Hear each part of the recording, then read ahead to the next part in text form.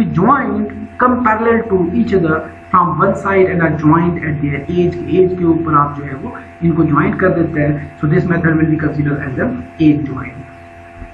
उसके बाद हमारे पास आता है ट्रस कनेक्शंस. अब कनेक्शंस के अंदर हमने डिस्कस किया था स्टार्ट में कि इंपॉर्टेंट टाइप्स हमारे जो है वो 3 थे. वेल्डेड जॉइंट हो गया, रिवेटेड सिस्टम कनेक्शंस हो गए, उसके बाद थर्ड जो है वो हमारा बोल्ट कनेक्शंस थे.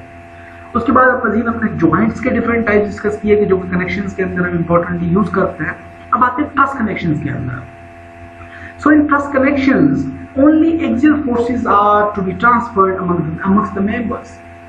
अब ट्रस कनेक्शंस के अंदर हमारे सिर्फ एक्सियल फोर्सेस जो है वो आपके ट्रांसफर होते हैं. आप मूवमेंट ट्रांसफर नहीं कर सकते हो मेंबर्स के अंदर. मूवमेंट जो है वो ट्रांसफर अगर होती है तो this truss connections basically are known as the simple connections, और सिंपल और फ्लेक्सिबल कनेक्शंस इनको भी कहा जाता है. अब सिंपल कनेक्शंस नॉर्मली हम वहां पे प्रोवाइड करते हैं जहां पे हमारे जो है वो सिर्फ एक्सियल फोर्सेस डेवलप हो रहे हैं in terms of compressive, in terms of tensile. अगर हमारे पास मूवमेंट या शेयर फोर्सेस डेवलप होते हैं उस केस के अंदर हम जो है वो ट्रस कनेक्शंस का जो है वो हमने रिजिड कनेक्शन प्रोवाइड करनी है, हमने ट्रस कनेक्शन प्रोवाइड नहीं करना है. So truss connections basically are only the connections which are facing only axial forces are to be transferred among the members. These are used in trusses and are the simplest type of connections which may be either welded or bolted. ये सबसे आसान और सबसे simplest form है किसी भी connection का जो कि हम ट्रसेस के अंदर यूज करते हैं. And secondly we have a building frame और बीम कनेक्शन. बिल्डिंग फ्रेम और बीम कनेक्शन जो है ये आपके नॉर्मली ट्रीट होते हैं एज अ रिजिड कनेक्शंस. किस तरह से all frame connections have to transfer 100% shear force from the beams to other members. कि यहाँ पे आपके बाकी तो फोर्सेस हो गए, जो आपके एक्सियल फोर्सेस थे वो तो ऑलरेडी इनकॉर्पोरेट हो गए, लेकिन जो बीम्स हैं उनके अंदर जो आपके shear stresses ट्रांसफर या shear stresses जो फोर्सेस डेवलप होते हैं वो आपके ये मेंबर या ये फ्रेम जो है या ये कनेक्शन जो है कि आपके 100% shear forces को भी ट्रांसफर कर देते हैं from one member to the other member. However, the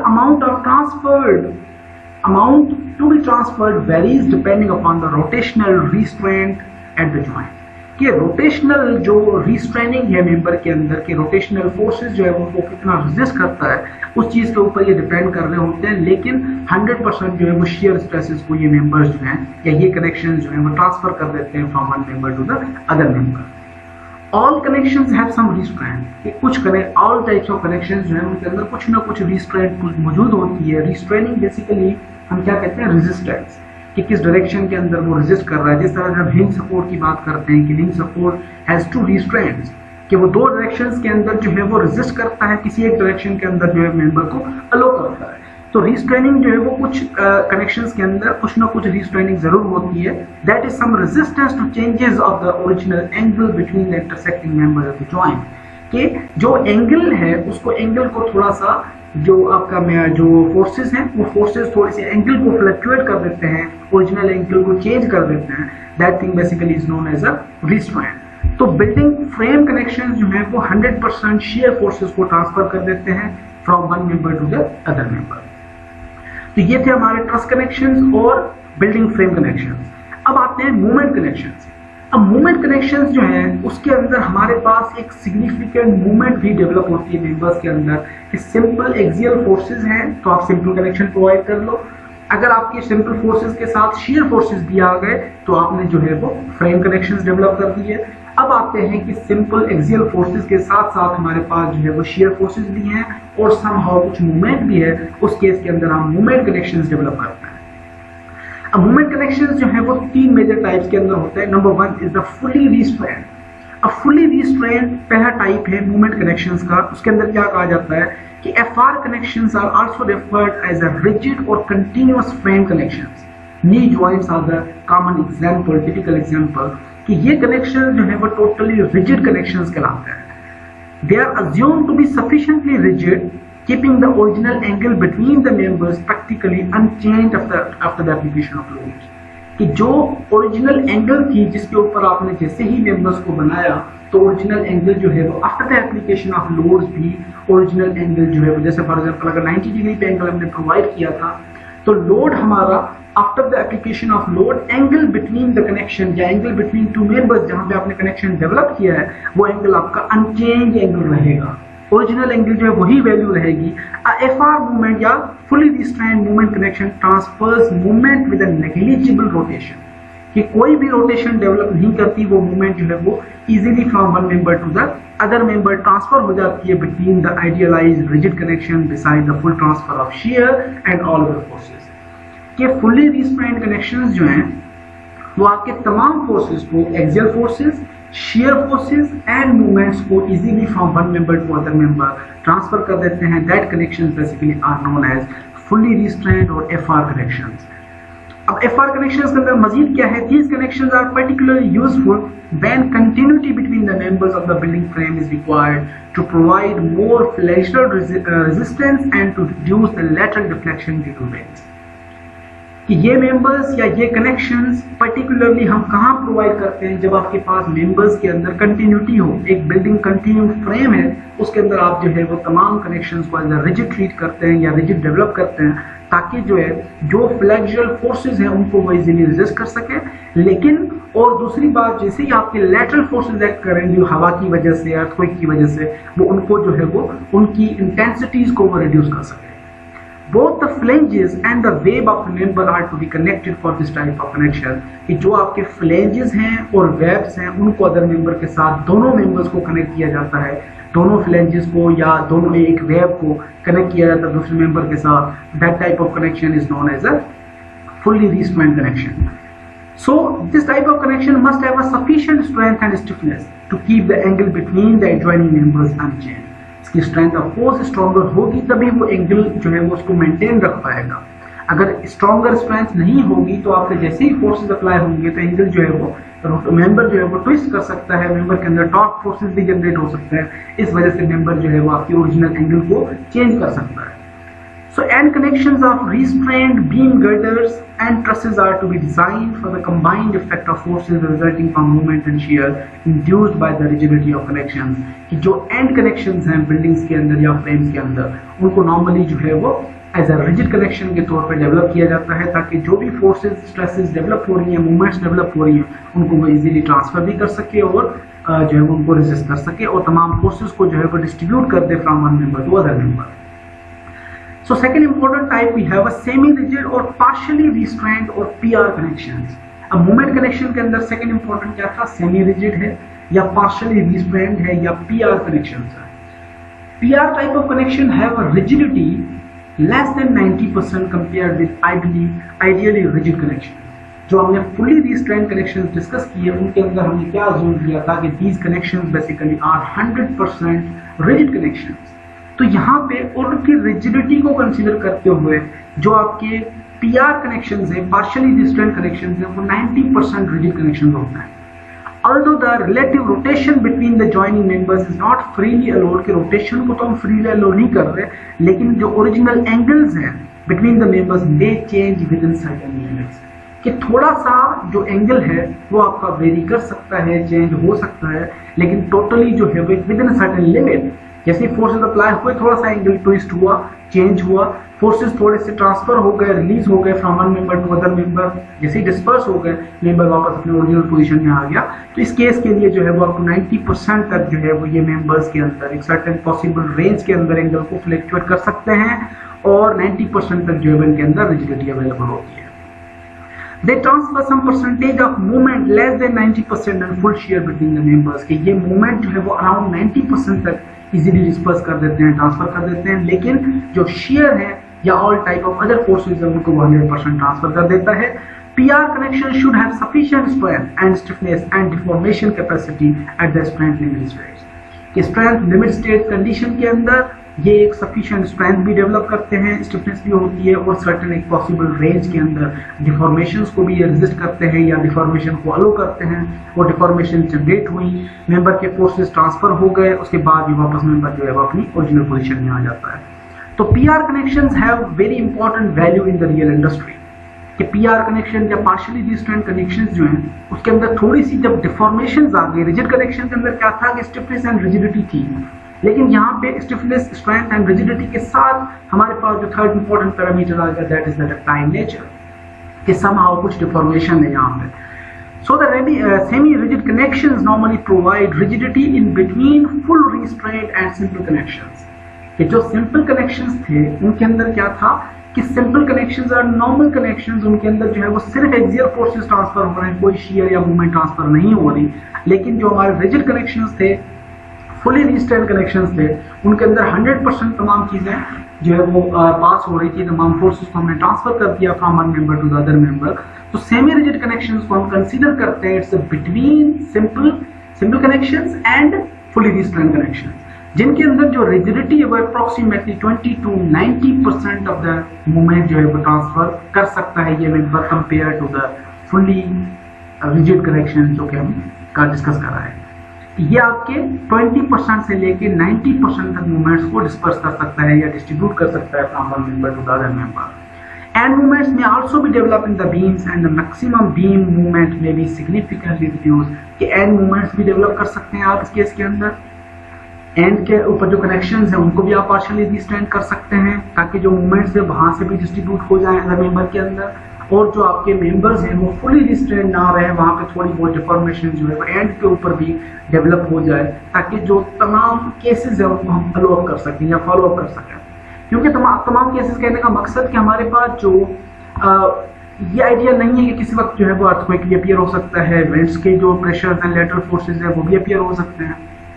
तो उस केस के अंदर तमाम फोर्सेस के अंदर एक सर्टेन लेवल के अंदर या सर्टेन लिमिट के अंदर एक डिफॉर्मेशन का होना बहुत ही एक इंपॉर्टेंट रोल प्ले करता है। तो उस डिफॉर्मेशन को हमने अलो करना है मेंबर्स के अंदर। अगर एक मेंबर स्ट्रिक्टली तमाम फोर्सेस को वो हैंडल कर रहा है तो अगर वो फोर्स की इंटेंसिटी जो है या फोर्स की जो लिमिटेशन है वो बढ़ जाती है तो उस केस के अंदर वो सडन फेल्यूर डेवलप करता है। सो LRFD क्या कहता है सेमी रिजिड कनेक्शंस के हवाले से? LRFD specification states that a connection can only be considered as a semi rigid, कि आप रियल इंडस्ट्री के अंदर ओनली जो एक ही कनेक्शन प्रोवाइड करो, ना सिंपल हो ना फुली रिस्ट्रेन्ड हो, यू हैव टू प्रीफर और you have to go for the semi rigid connections because if proper evidence is presented to prove that it is capable of providing a certain end restraint, कि ये ends के ऊपर एक certain level के अंदर एक deformation को allow करता है members के अंदर। These are the commonly used types of connections in practice, कि ये commonly हम industry के अंदर use करते हैं in practice real life applications because their performances is exceptionally well under cyclic loadings and under earthquake loading। कि जब आपके पास एक रिपीटेड लोड एक्ट कर रहा होता है या जब आपके पास अर्थक्वेक की बात आती है या विंड्स की बात आती है, उस केस के अंदर इस टाइप का जो PR कनेक्शंस हैं बेसिकली या सेमी रिजिड कनेक्शंस हैं वो बहुत ही बेहतर परफॉर्म करते हैं बनस्पत आपके सिंपल कनेक्शंस या फुली रिस्ट्रेन्ड कनेक्शन के हिसाब से। So now we have a fourth major criteria is the simple shear और फ्लेक्सिबल कनेक्शंस। अब फुली रिस्ट्रेन्ड हो गया, उसके बाद हमारा सेमी रिस्ट्रेन्ड हो गया या पार्शियली रिस्ट्रेन्ड हो गया, उसके बाद थर्ड हमारे पास इंपॉर्टेंट क्राइटेरिया आ जाता है एज अ सिंपल शियर और flexible connections. Simple connections are simple connections which can resist जो है वो तकरीबन 20% तक वो रिजिडिटी अलो करता है। जैसे हमने कहा कि फुल जो रिस्ट्रेन्ड मेंबर्स थे उनके अंदर 100% रिजिडिटी मेंबर थे जो वो 100% तमाम मूवमेंट्स को ट्रांसफर कर रहे थे। जो सेमी रिजिड थे वो 20 से लेके 90 के दरमियान वेरी कर रहा था, कि आपकी जो मूवमेंट्स हैं या स्ट्रेसेस हैं वो आपकी 20% से लेके 90% के दरमियान आपके मेंबर टू मेंबर ट्रांसफर हो रही है। तो सिंपल कनेक्शंस के अंदर जो है वो हमारे शियर कनेक्शंस हैं जो कि रिजिडिटी जो है वो अराउंड 20% तक होती है। These types of connections of beams, girders and trusses can be designed as a flexible, कि beams, girders और trusses के अंदर आप जो connections provide करते हैं उनको आप as a flexible या as a simple या as a shear connections जो है वो डिजाइन कर सकते हैं। They are considerably flexible and the beams become simply supported due to the possibility of large available rotation, क्योंकि simply supported members हैं तो वहाँ पे rotation या जो deformations हैं centroidal deformation की या end के ऊपर rotation की बहुत ज़्यादा chances होते हैं। Movement may not be transferred in larger magnitudes, कि high amount के अंदर movement जो है वो यहाँ पे simple connections में से transfer नहीं होती with the requirement that the shear force is fully transferred, कि shear force एक्सियल फोर्सेस आपके ट्रांसफर हो जाते हैं आपके सिंपल कनेक्शंस में से, लेकिन जो आपकी मूवमेंट्स हैं वो लार्जर मैग्नीट्यूड्स के अंदर एक मेंबर से दूसरे मेंबर में ट्रांसफर नहीं होती। In these connections primarily the web is to be connected because most of the shear stresses are concentrated in it, कि आपके जो सिंपल कनेक्शंस हैं सिंपल कनेक्शंस के अंदर जब हम दो मेंबर्स के आपस में जॉइंट डेवलप करते हैं, फुली रिस्ट्रेन्ड मेंबर के अंदर क्या कहता था कि flanges and web are connected with the other flanges and web, जो अदर मेंबर है जिसके साथ आप जॉइंट डेवलप कर रहे हो। लेकिन सिंपल कनेक्शंस के अंदर ओनली वेब जो रीजन है उसको अगर आप वेल्ड कर देते हो दूसरे मेंबर के साथ या नट बोल्ट सिस्टम से कनेक्ट कर देते हो तो आपका that connection will be considered as a flexible connection. So connections of beams, girders and trusses are usually designed as flexible joint, जैसा हमने डिस्कस किया, to resist only the reaction shears, क्योंकि वहाँ पे जो आपके मेजरली जो shear forces या stresses डेवलप हो रही हैं वो आपके सिंपली सपोर्टेड मेंबर्स के अंदर या जो beams, girders के अंदर जो डेवलप होती हैं, इस वजह से हम इनको एज अ फ्लेक्सिबल डिजाइन करते हैं। Flexible beam connections must accommodate end rotations of unrestrained beam, कि ये एंड रोटेशंस जो डेवलप होती हैं, एंड के ऊपर जो ट्विस्टिंग डेवलप हो रही है उनको भी ये रेजिस्ट करने की सलाहियत रखता है। A simple connection should possess rotation capacity equal to that determined during the analysis of the structure considering the true simple support. कि ट्रू सिंपल सपोर्ट कंसीडर करके आप जो सिंपल कनेक्शंस को एक इस तरह से प्रोवाइड कर सकते हैं कि समहाउ ये कुछ रोटेशन को भी रेजिस्ट कर सके। Some self-limiting deformation in the connection is allowed to accommodate the end rotation of the simple beam, जैसा हमने डिस्कस किया कि end rotations जो डेवलप हो रही हैं simple beams के अंदर उनको ये somehow अपनी एक certain possible range के अंदर उनको resist कर सके। And then we have the splices। अब splices and brackets, अब जिस तरह से हमने डिस्कस किया कि simple connections क्या हैं, fully restrained connections या moment connections हैं, या हमारे truss connections थे या beam frame connections हैं, इसी तरह से हमारे पास समहाउ हम स्प्लाइस प्लेट्स भी यूज करते हैं एडिशनल के तौर पे, और समहाउ कुछ हम ब्रेकेट्स के तौर पे भी यूज करते हैं।